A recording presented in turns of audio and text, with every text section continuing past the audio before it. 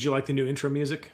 You didn't tell me your opinion yesterday when I sent it to you, so I was I like, feel maybe he like hates it. I feel like I'm in a 2008 nightclub. I thought it was. I just thought we needed a mix up, especially since Stranger Things is over. So that was going to be my first question to you anyway. Did you get a chance to watch the finale? I did. What are your thoughts? Um, it went mostly as I expected it. I had most of it right, a little bit of it wrong.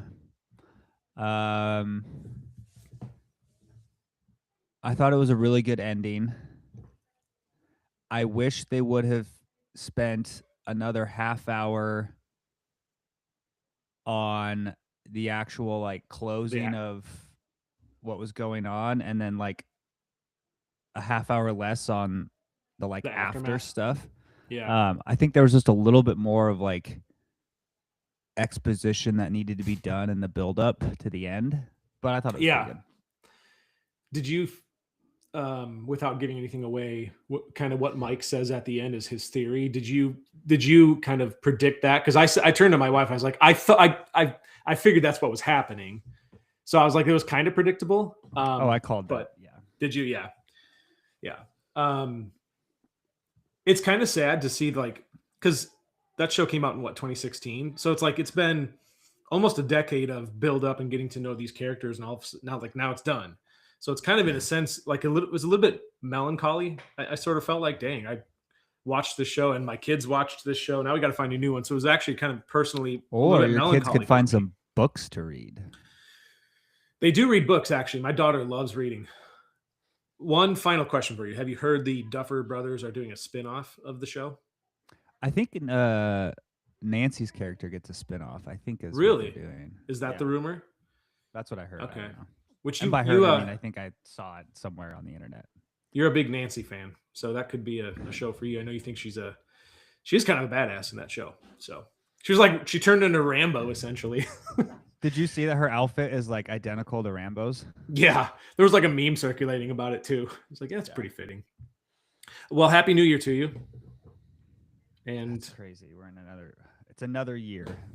I already messed up, so whatever. 2027 is going to be my year. Um, so this we had a couple questions already about like what is this episode about, and maybe it wasn't the best name because it is kind of vague. So like I just thought let's just start off by defining what do we mean when we talk about agency, and in this context, it really has to do with what are the things that we have control of, like how do we comport ourselves, and what are the things that we do and take control of, especially when life isn't going the way we want. That's kind of the premise. Would you define it any differently? How would you want to define agency as we dive into this topic? Yeah, I mean it's basically how much control you feel like you have over something. Mm-hmm. Right? There's a lot of definitions and details, and depending on who you ask and what their lean is, I mean that's really what it is. Right? Yeah. It's like if you put yourself in a given situation, how much control do you feel like you have over it? So one of the things that you'd mentioned, the reason we're doing this episode is, it might have been, it was either last episode or like 2 episodes ago. You had talked about agency. It wasn't the first time we've talked about it, but I think one of the things you had said was because it stemmed from a question that I asked you, which was, what do you see are like the biggest positives or negatives in the health industry or healthcare, whatever you want to call it, in the next 10 to 15 years? And you had said, well, I think we might be at risk for losing our agency. And that's kind of where it came about. So does it feel like we're losing control of that to you? It feels to me like we are losing sight of this as a core guiding principle. That we value other things to get us through? No, more of like we've just forgotten that this is such a big piece of the conversation. So here's an example. When we look at the conversation that's unfolded, especially in like the health and fitness industry over the last, gosh, 3-ish years, as like GLP-1 medications have rolled out, right? This is Yeah. a Yeah. good kind of litmus test for this conversation. We basically see two things. One is, well, there's maybe like a couple positions, but here's what I see, and I see a lot of the stuff on the internet. People say either if you take these, you're lazy, right? That's one narrative. Another one is if you're against these at all, you're a terrible person and blah blah blah blah. And then there's the lean of people who are like, oh, they're a tool, right? So there's kind Yeah. of like these three Mhm. buckets. But what nobody's talking about, I mean, I think the problem is most people just have an inflammatory view of something either way. But I think what people are forgetting in this conversation is it comes down to how in control do you feel of your own journey and what are you actually viewing it, right? I think the view on that specific topic of it's a tool is probably more of the correct way to look at it, but I still think that's missing the bigger picture. Right? When I work with a client, when I used to work with clients, and somebody came to me and they had all these things going on, right? It's like, I'm going through a divorce, my mom is sick, I'm a caregiver, I have these hormone issues, I'm going through menopause, my leg's broken, and like there's just a laundry list of things, right? One of the first questions I ask them is, okay, of all these things that are going on, how much of them do you actually have control over? And what are the things you do have control over? And let's just start with how do we pull back some of the agency in our life? And I think that's a huge piece of it. And I think one of the things that we see and we hear, especially in kind of the broader ecosystem of health, wellness, fitness, is most companies sell you a solution that removes agency, right? They will sell you a system that says, hey, here's everything that's broken with you. Here's a solution. You have to use this. Hey, your hormones are the issue. Here's what you need to take to fix your body. Here's the, like, your mindset's broken. You have to do this. And a lot of it just comes down to removing your sense of control over the situation. And I worry about that. Yeah. Because we already live in a world that's very difficult to navigate.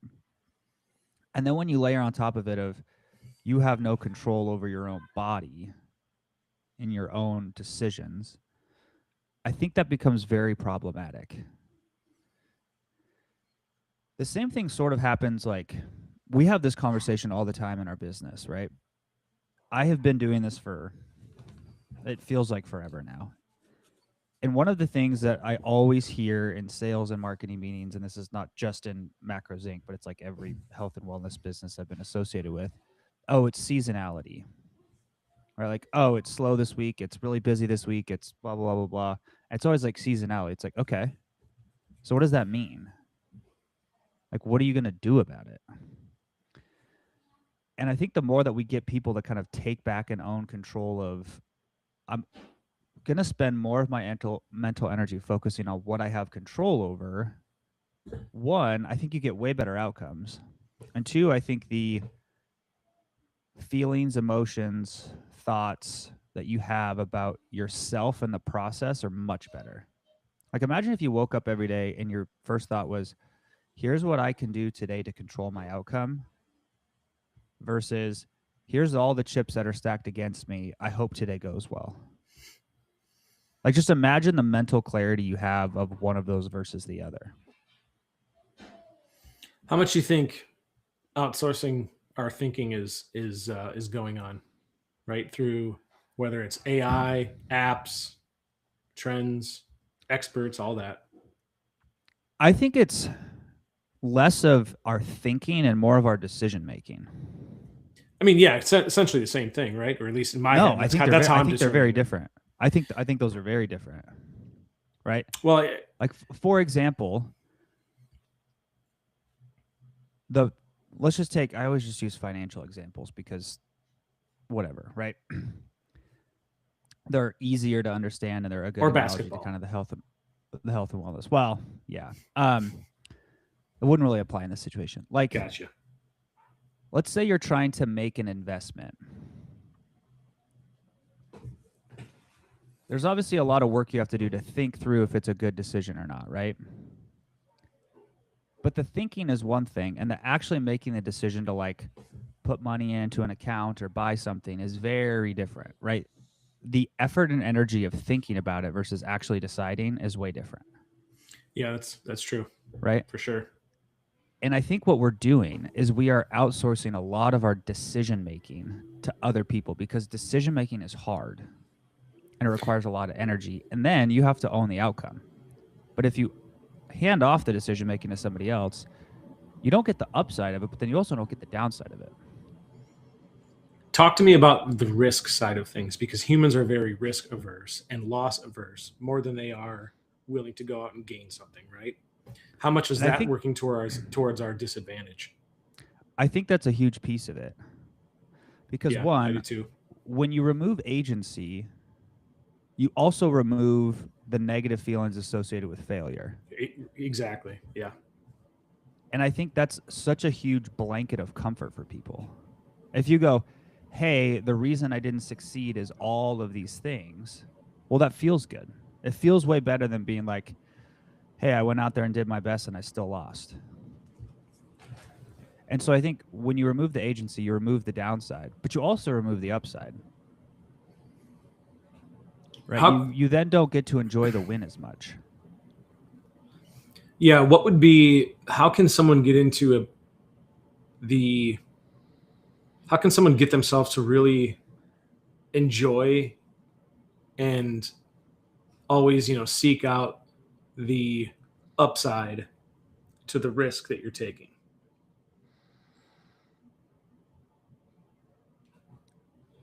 You think it's just I that you just have to experience the win a couple times and be like, oh, that's how that feels, and now I want more than that? Or do you think it's more complex than that? I think it's more simple than that. Let me Really? ask you a question. How much of your life do you feel like gets really lived on a daily basis versus gets lived through the filter of the internet? That's a good question. Probably not as favorable a ratio as I'd like. Right? I think one of the things that we struggle with is life is becoming more and more detached for most people.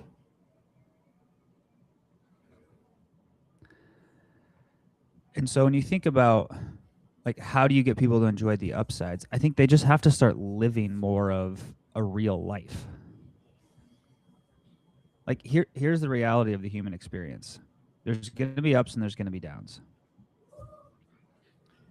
I think we spend a lot of our time trying to limit the downsides without realizing that you also limit the upsides. Yeah. I think a good analogy is like antidepressants, right? SSRIs. I think a lot of people when I've never been on them, but here's the narrative I hear. Or same things like some of the like ADHD medications, right? Mm-hmm.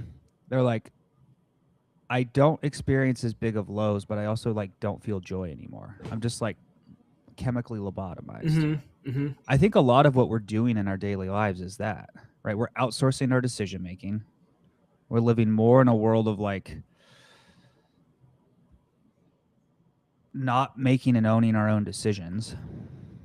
And so we're not getting the downsides, but we're also not getting the upsides. And what happens is over time, all of those upsides just decay away and you're just left with the downsides.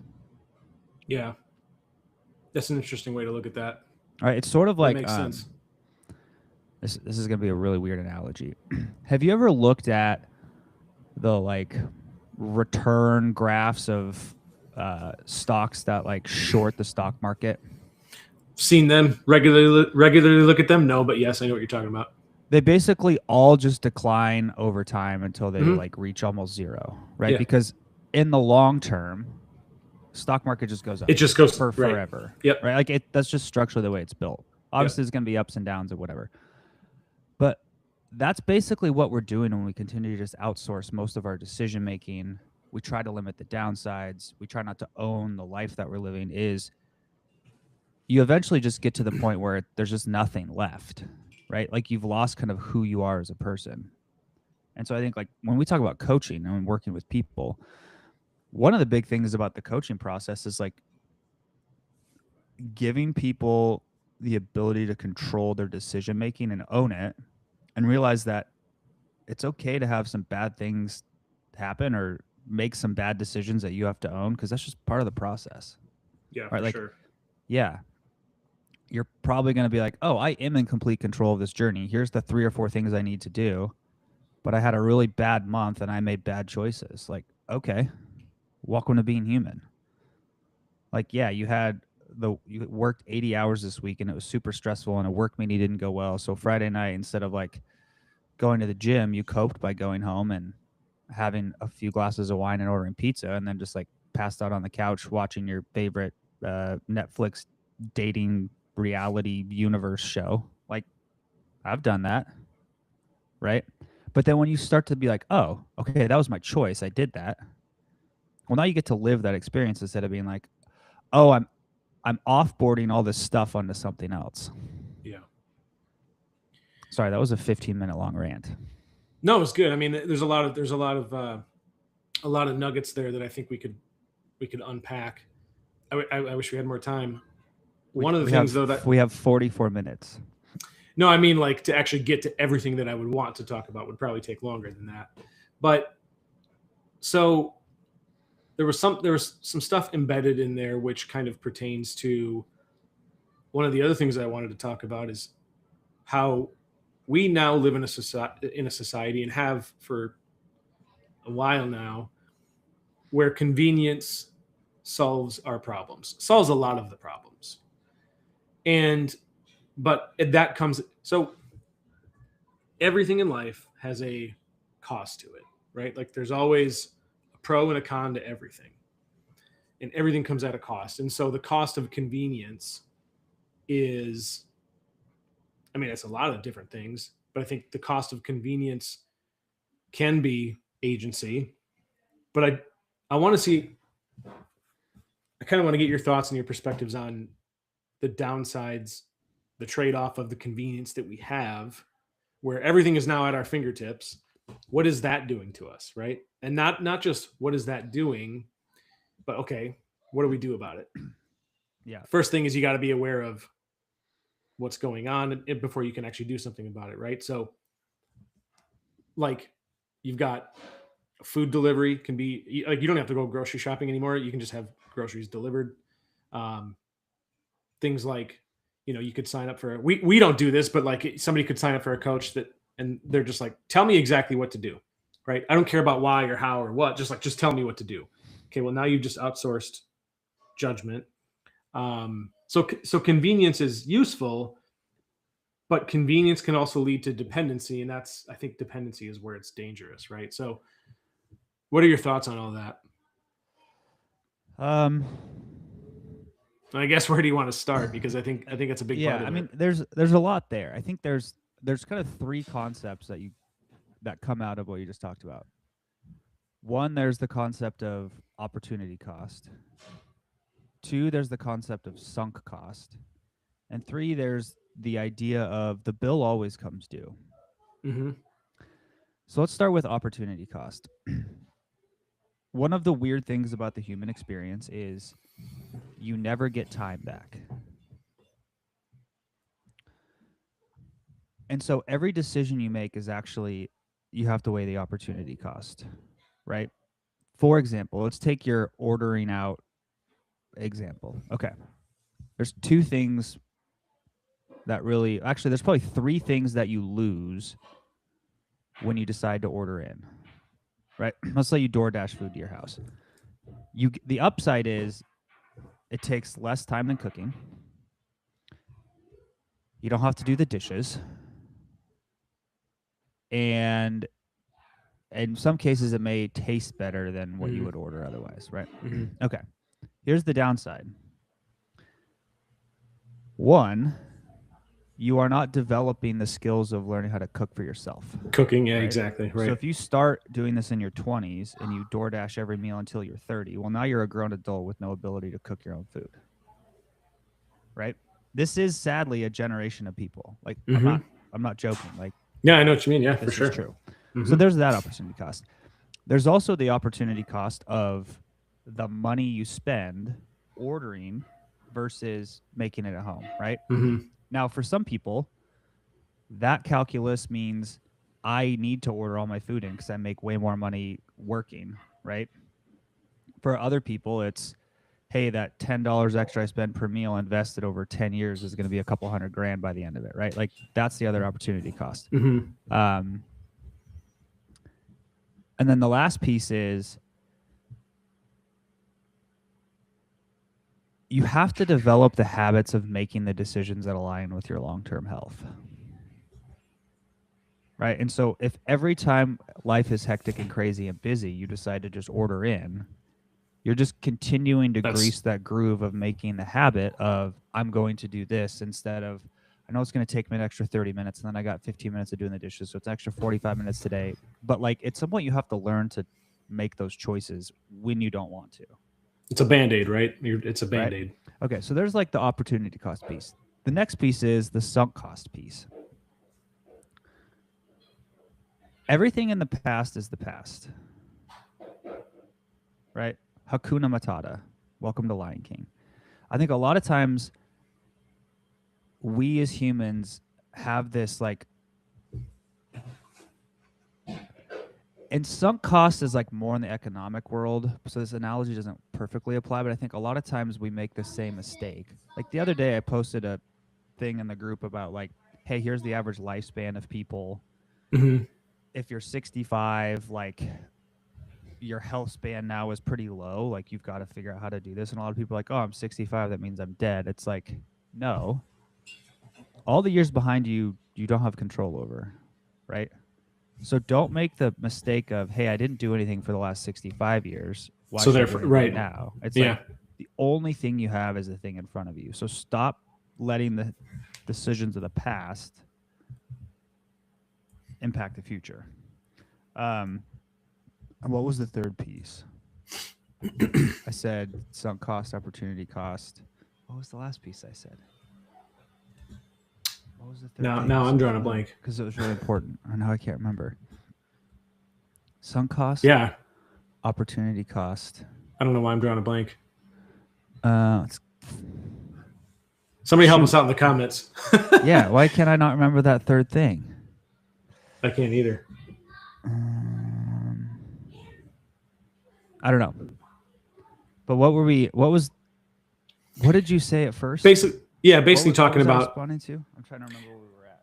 Basically talking about the fact that convenience and like what it does to us and how everything has a cost. And maybe that's what you were going to talk about is the cost piece of things. The bill always comes due. Oh, there you go.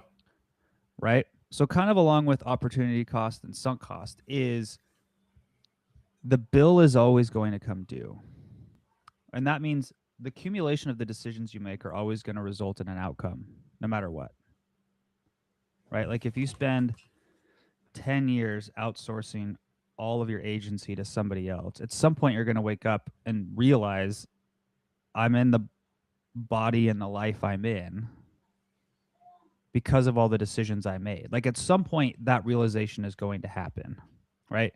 You can kind of outsource and blame everything else for a long time, but eventually you are going to wake up and be like, oh, okay, despite all these things, I'm in the place I'm in because of the decisions I made. Right. And so that bill is always going to come due. So the sooner you pay it, the better, right? Think about it like a credit card, right? Like let's say you have a credit card and you weren't tracking it and you like overspent 1 month and you're like, oh shoot, my credit card bill is $5,000 and I only have $4,000 to pay it off. Well, there's going to be $1,000. You've got two choices, right? The next month you either spend less or work a little bit more to pay it off, or you just leave it and that interest accumulates over time. And if you ignore it for 20 years, eventually that becomes a $500,000 bill. Yeah. So at some point the bill is always going to come due, and the sooner you address it, the sooner you have to face the negative things, but the sooner you start getting the compounding results of making the right choices. That's similar to the sunk cost fallacy, right? Where a little bit, yeah. like where essentially you just have to like admit that, okay, I just got to do this, right?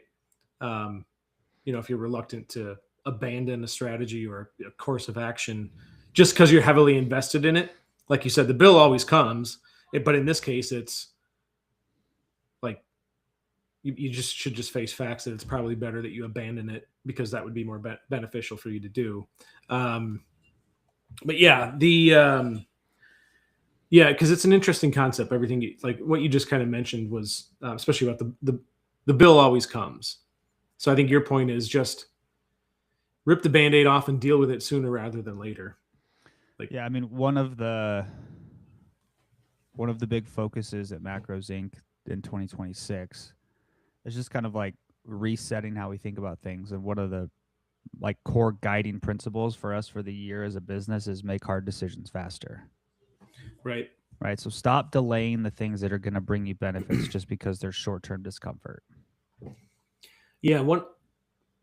That's I'm glad you mentioned that because I think if we talk about where your agency disappears for you personally, like I think I've definitely been guilty of saying, things like I haven't had the time or I don't have the time, when really it's probably more about what I've prioritized rather than the time, or hey, it's just who I am, right? It's just how I am. Those things are like realistically, I've definitely had times where I've said, yeah, it's kind of just how I am. I guess it's just the way I am. But then you realize, yeah, but like I could just go spend the time to learn how to do what I need to do so that that's not how I am anymore. So I kind of call myself out on these excuses. But I think those are a lot of the times where our people's agency goes away. Don't you think? Like it's in our health decisions, the food choices that we make, the way we use our time, I think is a big one. Emotional regulation. Like there's a lot of places, but when it is there what's the biggest area you think people lose this? Do you think it is the time piece that we lose our agency? Do you think it's more do you think it's something else entirely? I think it's a little bit more meta than that. What do you think are the biggest areas that you see? I think if you zoom out and you look at the average adult, I think they have accumulated a narrative of who they are over a long period of time. And I think they just accept that narrative is who they are. Is true, and they've just agreed to it. Yeah. And that they can't really change it. Mm-hmm. I think that's one of the biggest misconceptions. Because neuroscience suggests otherwise. I don't want to say misconceptions. I think it's one of the biggest roadblocks that most people have to getting to where they want to be. I think most people don't realize you can fundamentally change who you are at any point in your life. Now, there is going to be it'd be super hard of doing that, right? And sometimes people don't want to like face those consequences. And sometimes you probably shouldn't face those consequences, right? Yeah.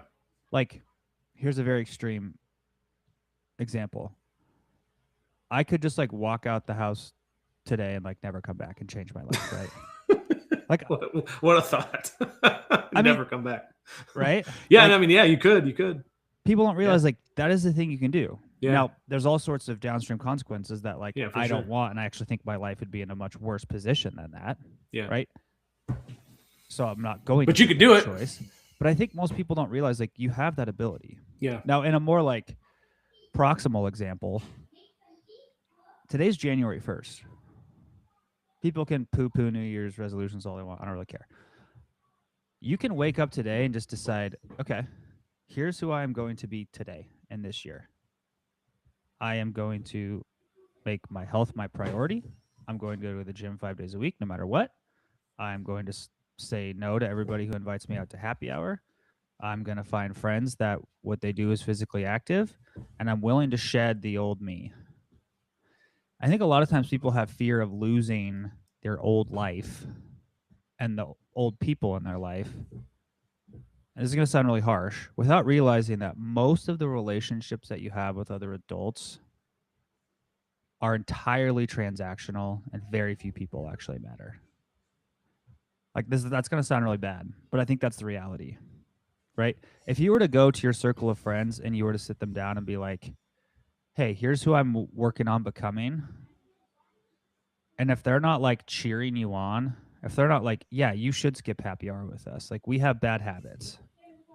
Hey, you want to go build that business? I will be the first person in line to support you. You're going to quit your job and throw caution to the wind and do all these things." Like if they're not the first people to be like, "I'm going to be the first person who signs up for your new business. I'm not going to invite you to happy hour because I know this is it. And I'm actually going to reach out to you and be like, oh, maybe you and I can go for a walk this week or whatever." Like, if that's not their response, Yeah. like what? Why would you wouldn't tolerate that for yourself, right? Not if you're trying to achieve a certain goal. Yeah. And I do want to back up real quick too to something you mentioned because I think it was really important. I've gotten into, I mean, I haven't gotten into an argument online for a long time just because I just don't, I don't want to argue with people That is anymore. not true. But You post the most inflammatory, stupid stuff in our Facebook group, like show me the something, last. and then you say, "Fight me." Well, that's tongue in cheek, but I'm talking about like an actual. Sure. I'm talking like an actual, discussion where we're fighting about, factual things. Um, but like one of the points that I used to make, several years ago that I realized, and it always started an argument. And I was like, I just can't, I'm just not going to do this anymore. But what started an argument was the case that I was trying to make was that it's not that you don't have time, or it's the whole, we all have the same 24 hours in a day. And there'd be people who are like, no, we don't all have the same 24 hours in a day and this and that. And I'm like, well, but yes, there are, like, what I'm saying is there are 24 hours in a day. You have the same 24 hours that I do. It's just that how you spend those 24 hours is different than how I spend mine. And what I really mean by that is that what you prioritize within those 24 hours is different than what I prioritize. So it's not that you don't have the time. It's that, like you said, you could go walk out the door today and never come back. You could do that. You could do anything. But why you say you don't have time or I just can't do that is because it's not that you couldn't do it. It's that if I did that, the repercussions of that would be such that I'm not willing to live with those what those repercussions would be. Right? And that's fine. It's the cost of it, right? So it's not that you don't have the time. It's not that you couldn't do it. It's that if you did, shit would be worse than it is right now for you, probably, right? Or at least you believe they would, and so that's why you don't do that. So that was kind of I'm glad you made that point because I think it's not that I'm not trying to argue with people. It's just that I get what you're saying, but it's really not a time thing. It's more of a here would be the consequences, and I can't live with those consequences. Here's something that I've been thinking about a lot recently, and it relates to this topic. And what you're talking about really is the accumulation of the slow accumulation of responsibilities that reduce your ability to prioritize the things you want to prioritize. This is adulthood, right? When you are 20, you have zero responsibilities. I mean, some and you people feel like do, Superman, but like, yeah, because testosterone's awesome. But like when you wake up every day, your priority list and your responsibility list is yourself, right? Then you get married. Now your wife's your number one priority. Well, right, it's at very high on the list, right? Depending on how you live your life. Then you get a really important job, and so your company and your employees become a very big responsibility. Then you buy a house. Now you've got a mortgage. That's a big responsibility. Then you get a dog. That's a big responsibility. Then you have kids. That's another responsibility. Then you buy a second home. That's another responsibility, right? Then you have 2 car payments. That's another responsibility. And so you've basically just stacked all these things that you now have to take care of into your day. And so when people say they don't have the same 24 hours, like they're actually correct, and that they have accumulated a whole bunch of responsibilities that they didn't, that somebody else doesn't have. But Yeah. it's important to acknowledge that those are all choices you made. Right? And so now if you want to go back to having a different 24 hours, you have to be willing to shed some of those responsibilities. Now, some of those are, as Jeff Bezos says, there's one-way doors and two-way doors, right? Things that you can go through once and you can't like come back. Kids, one-way door, right? Like you can't just be like, I'm out. I don't want to do that anymore, right? Your marriage should be a one-way door, right? All the other things realistically are two-way doors. You can get a different job. You could sell your house. You could sell your cars, like all those things. And so you just have to decide where in this priority list do things fall. Yeah. And it's just the acknowledgement that a large part of our restricted time is because we've accumulated all these responsibilities. Right? It's like perfect example. Yesterday, it's like, it was New Year's Eve day, so we didn't have as many meetings, so I should have had more time on my calendar to go get some stuff done. We have a cabin in North Idaho. My parents went up there to go spend New Year's Eve up there. I get a call, hey, the house is 55 degrees and the furnace isn't working. Oh boy. So yesterday afternoon, I had to drive up there, try to fix it, realize it's broken, call somebody. Like, nice. as you accumulate responsibilities, like your time gets eaten up by some of those things that you and only you can really take responsibility for, right? And so the narrative of now everybody has the same 24 hours, I think is true. But if you take the perspective of agency, realize like these are all things that you've accumulated, and now you have to decide how many of these are important enough to keep. Yeah. Right? Like I always make the joke with my wife. If I sold everything I owned and had like one car to drive around so I could get places, some clothes, and by some clothes I mean like a couple pairs of pants and some underwear and some socks and a few shirts and a laptop, perfectly content, wouldn't you? I'd be fine. Same. Yeah. Right? But it's like all this other stuff that just like ends up becoming responsibilities. You just have to realize that is taking away the other time that you have. Yeah. So just think about it that way. Before we move on, I have go ahead. I've had a few younger people who I've like had some mentoring experiences with, and I can think of 3 kids who were in their like early 20s who were like going through a really tough time.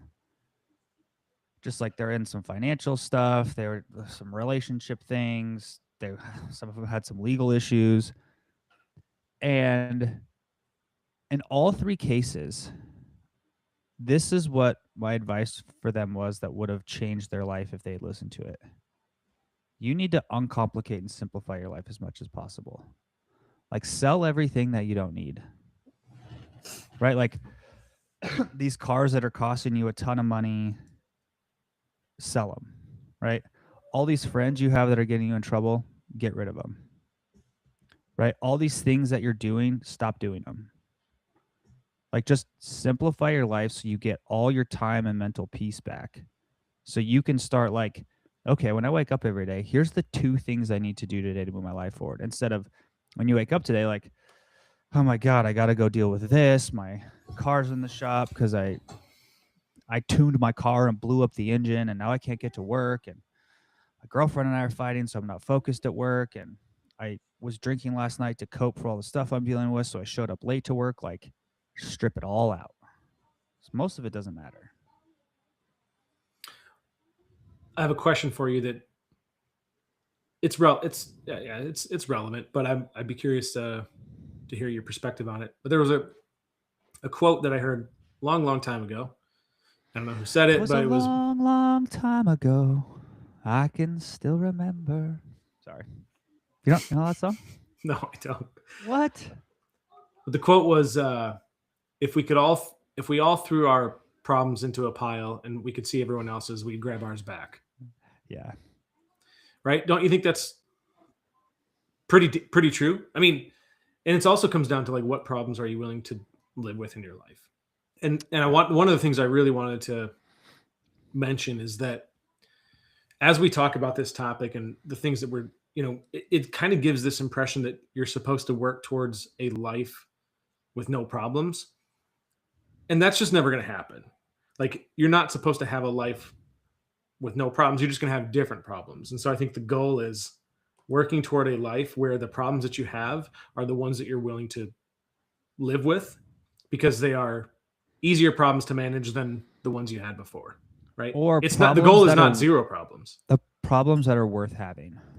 Yeah, exactly. It's not zero problems. I think that's a big distinction.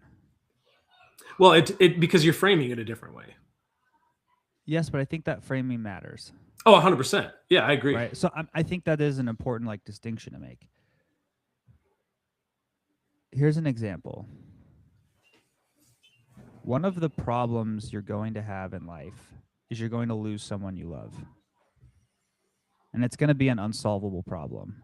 But that's a problem worth having because it meant you lived a life with somebody that like really gave meaning to you, right? Another problem worth having is, hey, I've built this massive business and we're having some economic headwinds and it's really struggling and I'm like trying to figure out how to make it work, right? That's probably a problem worth having because it means that you've spent years building something that means a lot of things to a lot of people, right? A problem not worth having is I've got 50 grand in credit card debt because I bought a bunch of TVs and Xboxes and like designer clothes and stuff that like I no longer have and use. Like those are different problems. Yeah, for sure.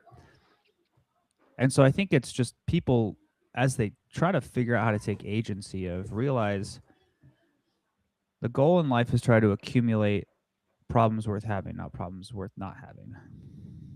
Let's make sure we have enough time to kind of talk about how we at Macros Inc. through our coaching and through just our community, how do we support agency, right? Because we're very big on, look, when you become a client with us, this isn't going to be, here's what to do every single second of the day. Just go do it. It's going to be, here's what you need to do. Here's how you should do it. Here's how you think, here's how you should think about it. And then let's, you're going to learn from this too. So it's not going to be perfect, but it's not just, I mean, if we were to give you a meal plan, that's giving a person a fish, right? We teach you to fish. That's the big difference. So our coaching supports agency. It doesn't replace it. So like, let's dive into that, right? Because again, we're about education, skill building, and autonomy over dependency. And we've said for a long time that when people come on board with us, the end goal should be to get you to a point where you're not dependent anymore and you could like essentially go be your own coach. Like you've built the skills and the habits and behaviors to go do this on your own. You know what to do if you start gaining weight back, so you know exactly what to do. You know how to maintain it. You know the habits and behaviors that you need to engage in. You know the habits and behaviors that you shouldn't engage in. So in what ways, let me ask, I'll phrase this in a personal way because your opinion is, because I'm curious. What are like the things you're most proud of regarding the way Macros Inc. supports agency and what we do? What are you particularly proud of about what we do? I think there's a few things. The first is we make sure that clients realize they have way more control over their journey than they think. And we kind of hold that narrative even when it gets difficult. The second is a large part of what we do is we keep people from fishing in the wrong spot. It's very easy to get distracted by things that remove agency and things that make you feel like you're broken. And we hold pretty true to the line of here's what's real and here's what you have control over and here's what you need to focus on and here's all the Right. stuff you don't need to focus on. Right. While also acknowledging that everybody's a little bit different and there are things that affect people's journeys differently. Right? If I have a client who is a 22-year-old college student, no responsibilities, perfect health, the conversations I have with them are going to look very different than the 45-year-old single mom of 3 who works 2 jobs and is dealing with some, like, maybe they're going into menopause early. Like, those conversations are going to look very different, Yeah. but the like ethos of what underlies it all will be the same. The other piece is what's really interesting when you look at, let's say, the major domains of life: your health, your wealth, and your relationships. The more you like do high level learning and digging through all the crap, all of them at the end of it show that high levels of agency get you to where you want to go. Mm-hmm. It doesn't really matter the cards you're dealt at birth for any of those things. The things you do and the choices you make have a way bigger prediction of the outcome than anything else. Right? I mean, we kind of talked about this last week or maybe the week before. There's a slight correlation between IQ and income. Oh yeah, I remember the graph. Yeah. But there's a lot of dumb people who've made a lot of money, and there's a lot of smart people who are broke. When we talk about like our health, sure, maybe you were born with genetics that maybe you have Ehlers-Danlos syndrome, so your connective tissue isn't great. Maybe you were born and you developed type 1 diabetes. Maybe you have really bad genetic primary hypertension. Like, those are all cards you can be dealt. But the outcome you have is going to be far more predicted by the things you do than the hand you're dealt. Relationships are the same thing. The choices you make about who you marry matter more than where you were born, so who you can meet, right? Your genetic predisposition to like how you handle conflict versus the way you learn to handle conflict. Like, all of those things of high agency drive most of the outcomes. And the more you do like learning, research, digging, self-development, like the more it's pretty clear that the agency piece drives almost all of it. Yeah. Yeah. It's been an interesting. It kind of bleeds into a lot of our philosophy, what we always talk about anyway. But it's just such a. It can be sort of a. I think for some people maybe an uncomfortable topic to really, or just just to admit. I mean, what was who was it that said, this is probably some other quote that I read a long time ago, but essentially like it was something akin to when you realize that you are your own source of your problems, like most of the time, that's when you can really start to change your life. And so I think just owning up to the fact that you are the reason for a lot of your own problems is a hard step to take for a lot of people, but it's probably the necessary one. It's the right one. It's and that's can kind of be where growth, begins. I think the hardest part for a lot of people is accepting the fact that they're in control. Yeah, and that again, environment sort of shapes how did it shapes your beliefs. So like why did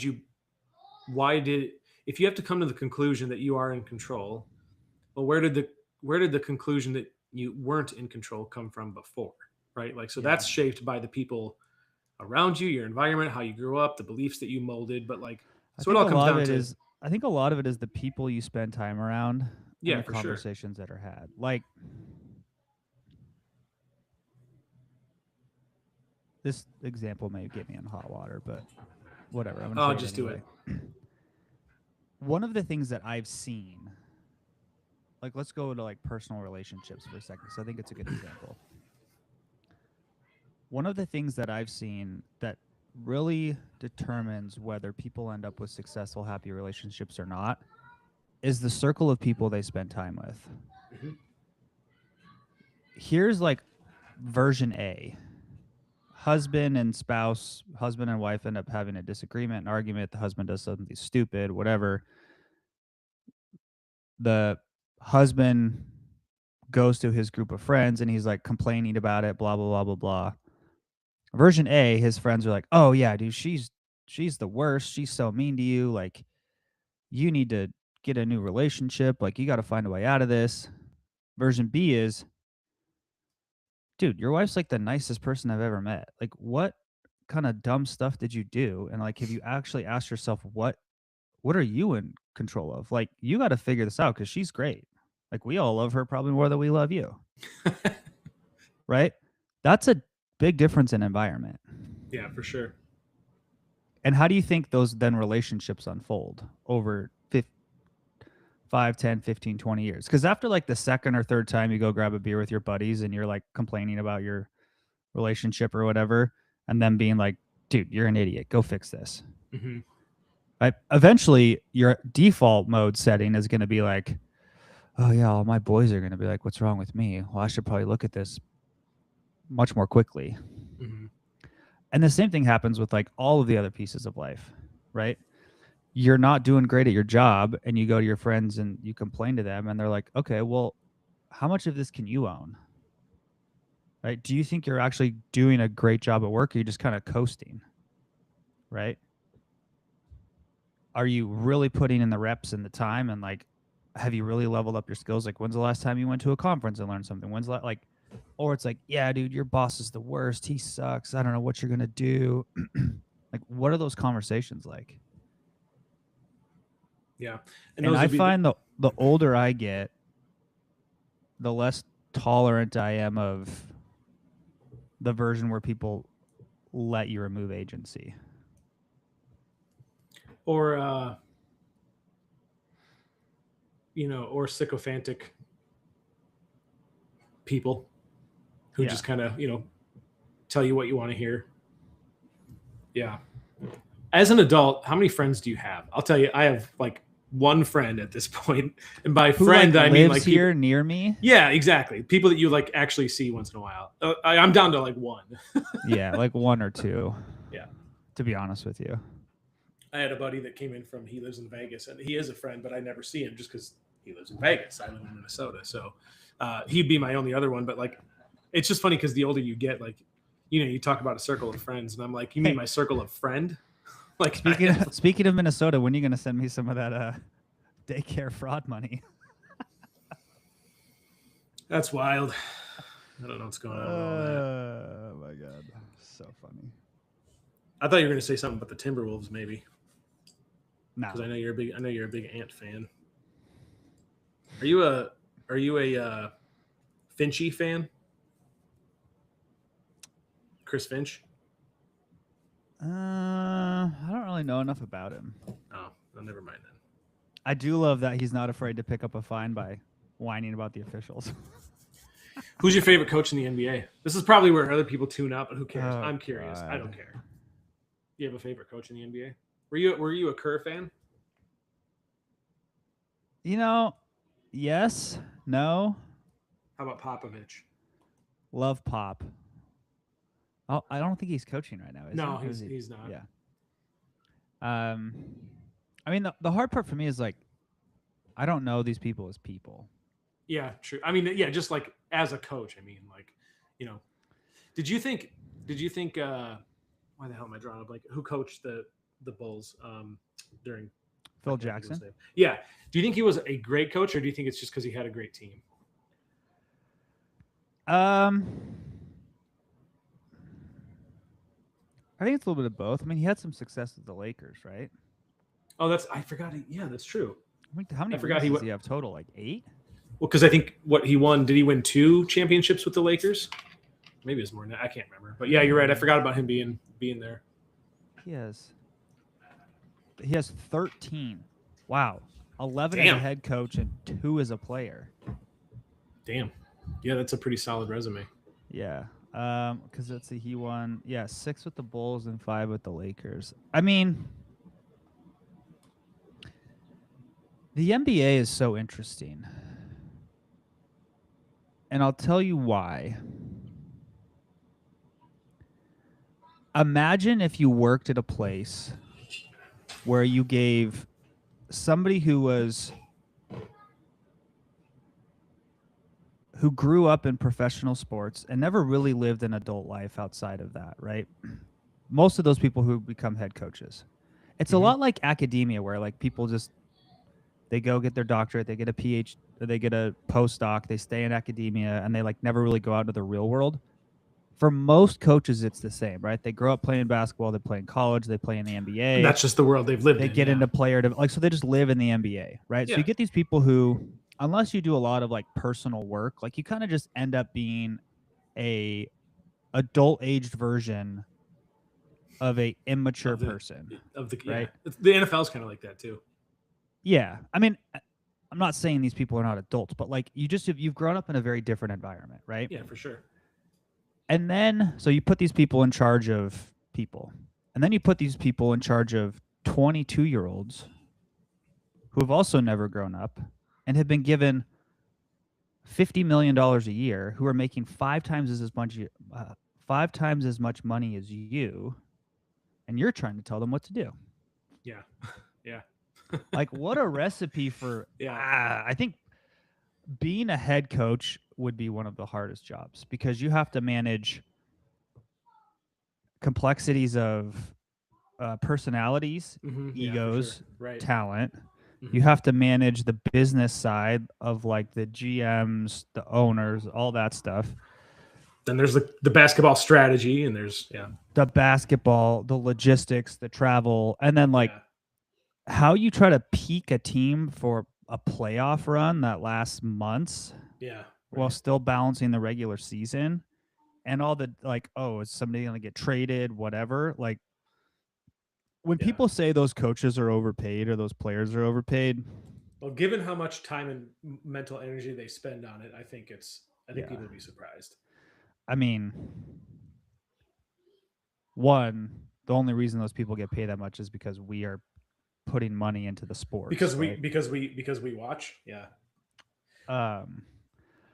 But like, I mean, I have fairly close firsthand knowledge of like what it is like to be a pro athlete or professional athlete.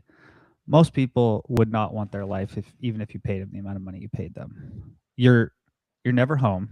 Yeah, right. Exactly. You're always working. Every day your job is on the line. Like imagine if let's say you're an accountant. Let's say you're a mid-level accountant in an accounting firm. Imagine every day you go into the office and like you're a new hire steps in or you're watching film of yourself on your spreadsheeting and they're like, you made a mistake on this spreadsheet and they're yelling at you. And then they're going to nationally televise it to everybody. Yeah. And then you don't get to go home for weeks. Right?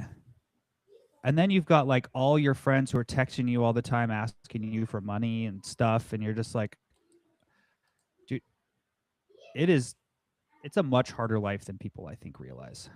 Yeah. I mean, we only see the glamour part of it, right? The glamorized part, if that's even a word, but yeah. Yeah. It's funny. I mean, I've got a lot of guys I've worked with who play in the NBA. Mm-hmm.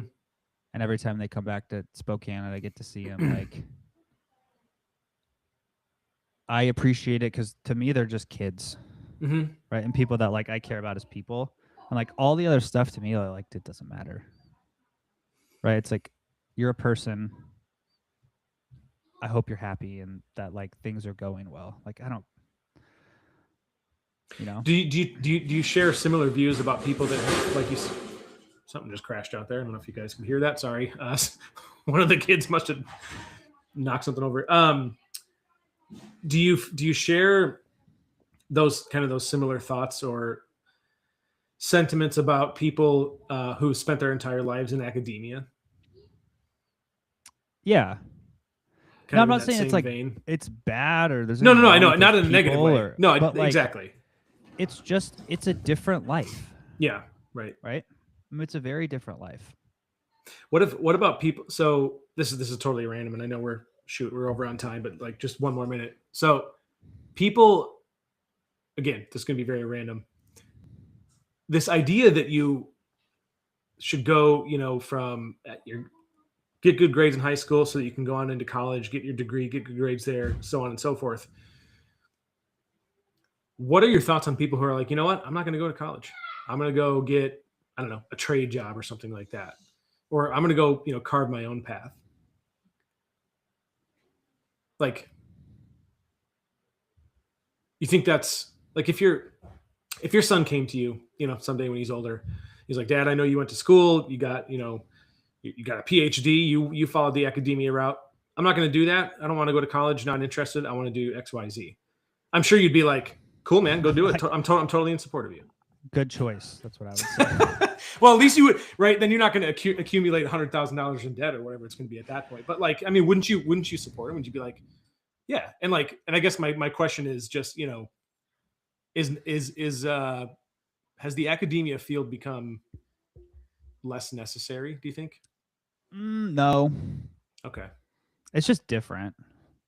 Difference probably the right way to put it. Yeah, I mean, I think there's what's the best way to put this? I think academia has become bloated. Or inflated in price. Well, I mean, I think just like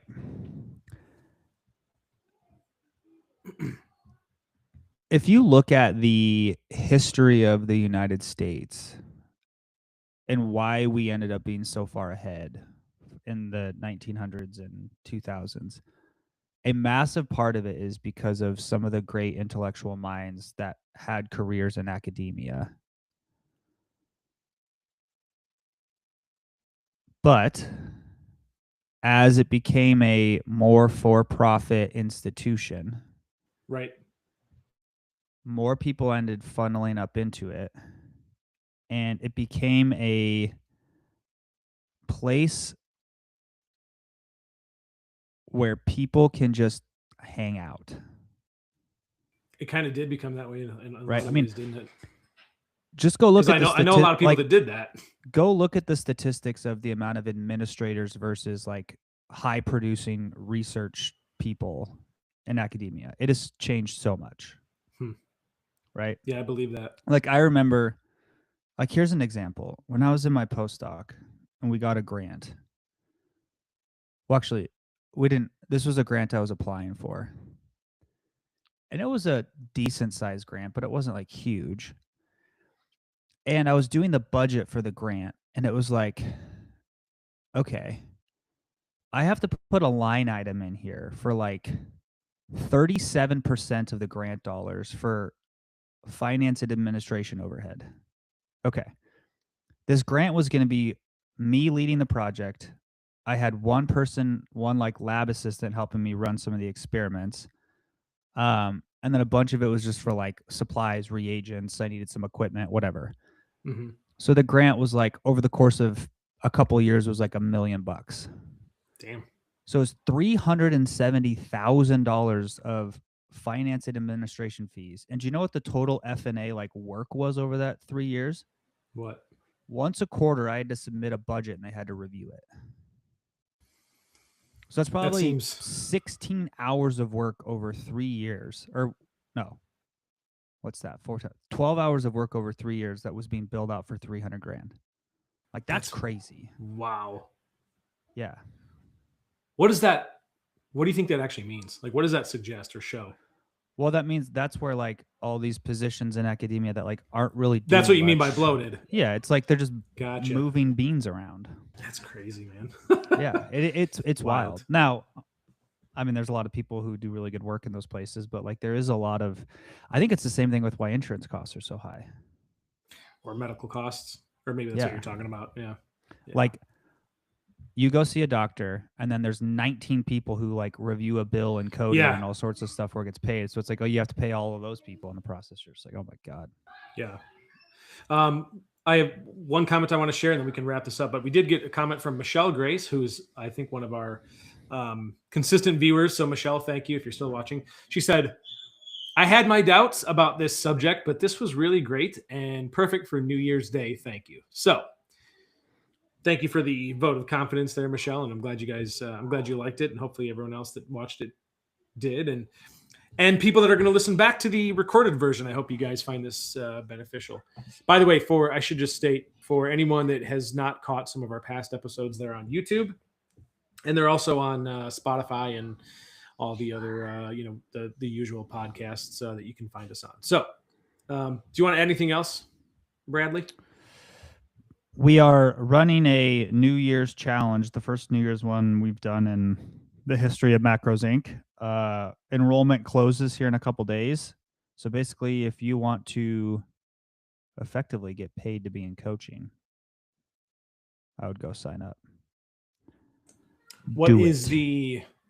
Do it. If you take first place, what do you get? A big prize. But even more important, if you take first place, that essentially means you look like a brand new life-changing transformation. Yes. Cool. Well, thank you for the episode, Bradley, and for the viewers. Thank you all for watching. We have a lovely new outro video that I'm going to play, and this house music that Brad likes. So happy New Year to everyone. I hope you all have a great start to the 2026 year, and we will be back next week with a new episode for you guys. So that being said, we're out of here.